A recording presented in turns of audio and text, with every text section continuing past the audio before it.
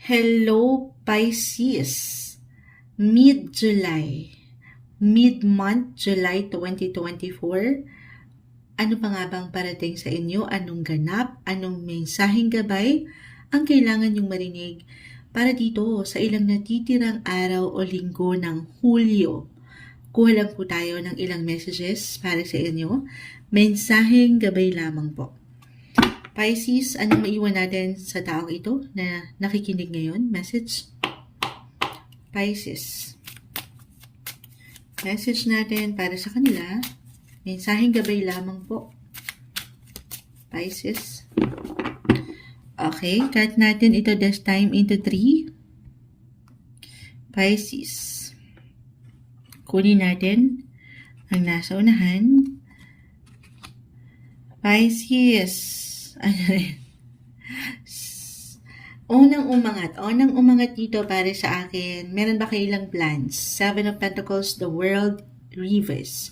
Ilang plano, pwedeng ito ay kung hindi man ngayon, in the future, or kung ano yung nakikita nyo, 6 months or a year from now, yung ilang plans. Travel plans ba ito? Bilang the world po ay narito. Pero sa mas practical, meron ba kayong gustong makumpleto? I mean, ito napakalawak. Meron kayong kinukumpleto, unti-unti na proyekto na maaaring may kaugnayan sa ilang pangarap nyo, sa pamilya. Okay? Kung hindi tayo magiging practical dito, trabaho, may ilang gawain in short, or ilang dreams nyo dyan, sabi ko nga, na gusto nyong makamit, or matugunan, maharap, pero isa-isa lang. This is the best time, pakita natin sa live, na ito po ay pagplanuhan, iproseso sa iyong isipan, isa-isa lang, huwag kayong ma-pressure. Okay? Pero maaring meron talagang travel, why not? Sa mga susunod na linggo or araw na ito ng July, merong ilang ganap or international matters, kahit over the net lang po ito, maaaring meron kayong connection or makakonekta mula sa ibang bansa. If this is about your work, halimbawa lamang po, maaaring kayo tong higit na mag-represent ng inyong kumpanya, yung ganon. Or talagang para sa ilan, kumakaharap kayo ngayon pa lang, para sa ilan na nasa long distance relationship, merong ilang plans dyan. Okay?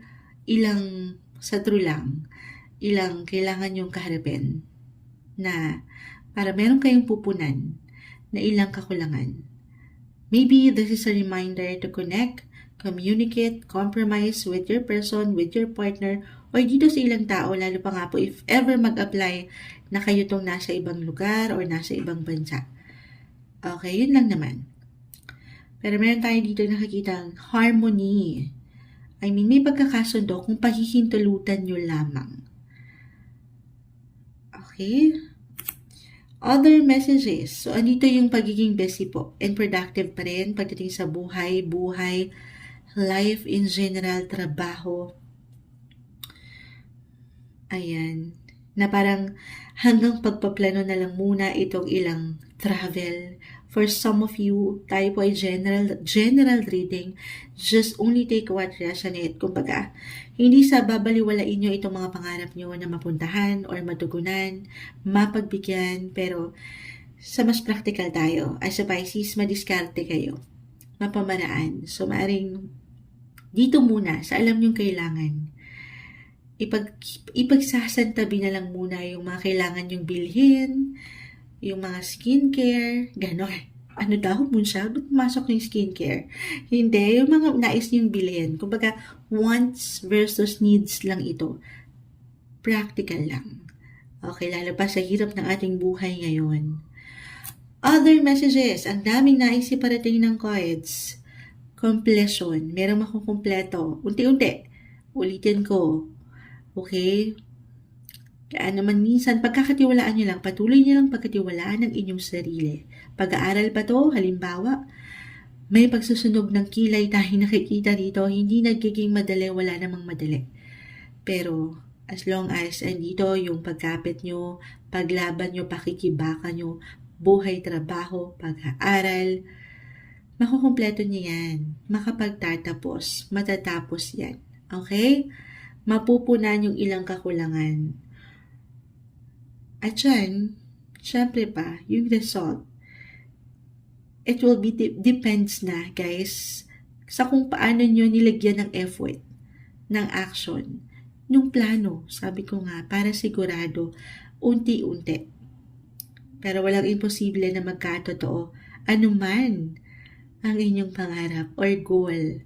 Ngayon pa lang, lalo pa kung inyo nang pinagpaplanuhan, ng unti-unti, huwag kayong ma-pressure, huwag kayong ma-stress. Wala kayong ibang kalaban dito, kundi ang inyong mga sarili. Focus kayo sa goal nyo.